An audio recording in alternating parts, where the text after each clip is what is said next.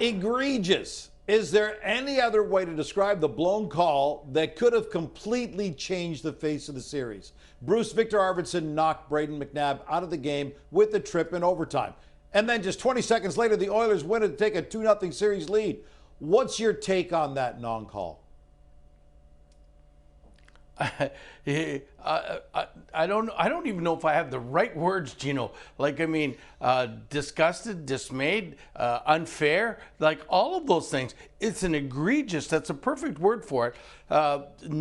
Penalty should be called. You know what? Especially in overtime, especially when you just kill off a 5-minute penalty kill against that power play, and you don't get rewarded. It's not like it was a innocent little hook or anything else. It's a definite penalty. It's got to be called. I don't get it with the referees. You know what? Every meeting before the playoffs, Gary says, hey, listen, the standard is going to stay the same. And boy, it's everything but the same, if you ask me, in these playoffs right now. And I think it should be corrected. The only way they correct it is the referees that don't make those calls don't get into the next series. But that's not enough, and I don't think that's going to appease Vegas at this point, because potentially they were 2 for 4 on the power play.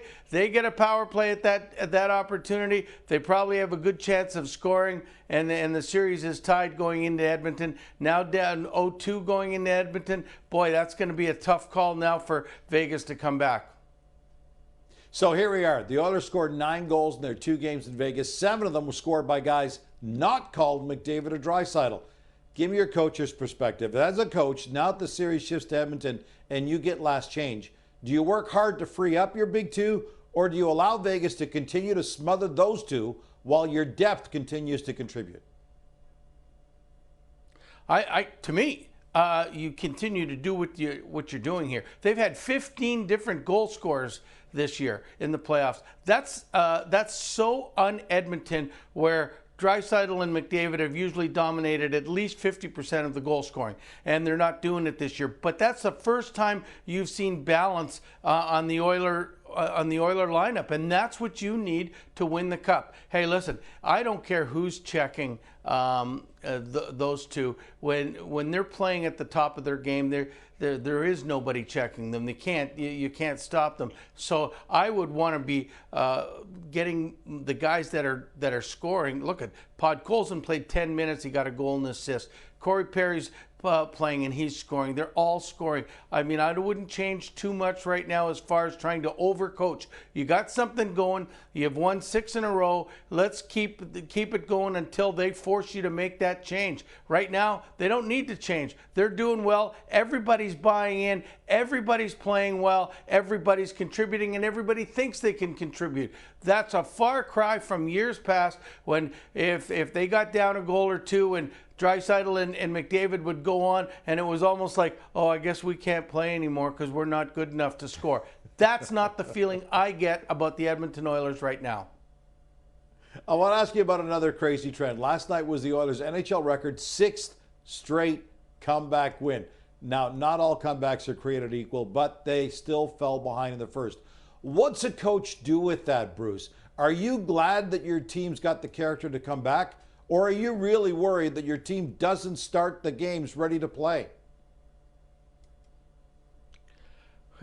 I'm more of a worry wart here, and not saying, I wouldn't be in the dressing room saying, hey boys, let's let them get the first couple because we can come back. That's not my DNA. I'm sitting there going, boys, we got to play better. We got to play 60 minutes. You're playing a team that it gets tougher each game here, and one of these days when it turns, we're not going to be able to get it back. So let's play with the lead. Let's show that we can do it both ways against anybody. And let's understand that they've won 6 in a row from coming from behind, but they've been behind in all 8 games that they've played right now. They've got to find a way to start the game on time. Maybe if you're Chris Knobloch, you're sitting there and going, say, hey, for this 8 o'clock game, it's 7:45 that we're starting. Maybe they'll get the idea to start by the time the game starts.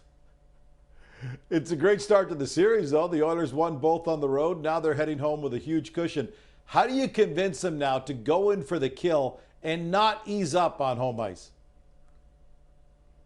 Well, I mean, first of all, you're playing the team that ended up above you in the standings. You know how good they are, and you don't want to give them any opportunity to breathe. This was the time where we'd always say, boys, we got to now step on their neck, and we've got to end this thing right now. Let's not give them a chance to say, we're back in it. Let's make after the next game going, holy moly, what a hole we've got. We got to win 4 in a row. That doesn't happen very often. Edmonton tried it. They didn't do it. They couldn't. They weren't successful. And Vegas, they'd get more depressed. They'd be sitting there, how can we win 4 in a row? Let's just win 1. That's the way they would be talking. But if you get up 3-0, I don't know. I don't have the stats right in front of me. But over the history of the National Hockey League, it hasn't happened very often. So, I mean, if anything, if I'm an Oiler, I'm hungrier next game than I've ever been before because I want to end this in as short a time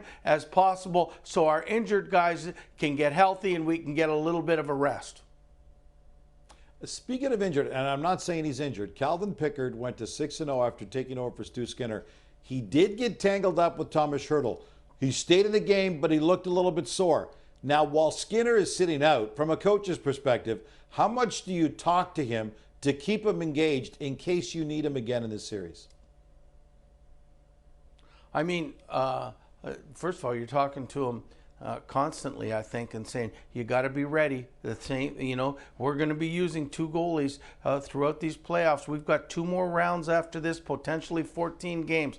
And you're right, Pickard, he looked like he hurt his groin there when he put his hand on his thigh, but I mean, obviously he was good enough to go, but he's probably a lot more sore today than he was last night when you've got the adrenaline going and everything else. So you never know what can happen, but I would be patting Skinner on the back and saying, hey, listen, this is what happened in the past, that you were pulled and you came back. You take the last 2 games of the Vancouver series last year where he was outstanding, and then he went on and played well for the rest of the playoffs. So I would keep reminding him to be ready, because good things are going to happen. We're going to need both of you guys if we want to win the cup. So, and hopefully he gets the message. The Oilers keep hitting some major milestones on this run. Last night was the 110th time McDavid and Draisaitl combined for a game-winning goal in the playoffs or regular season. That's more than Gretzky and Curry. Some pretty elite company.